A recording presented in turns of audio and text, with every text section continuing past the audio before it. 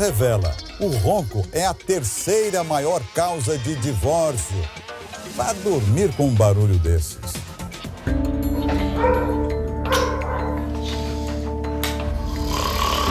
Descanso de uns, Eu dormia tranquilo. tormento de outros. Isso está estragando nossa relação. Se eu não durmo, eu também não tenho felicidade. Um problema que tira o sono e o humor de muita gente. Arruma esse lado aí, eu não alcanço não. Noites barulhentas e mal dormidas. 2 horas da manhã e ele ainda não parou de roncar.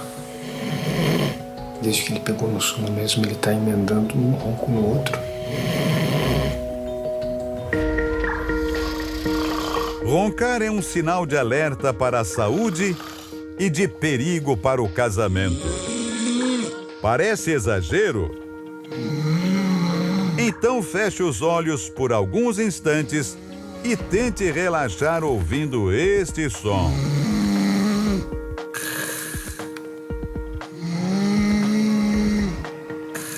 Difícil, né?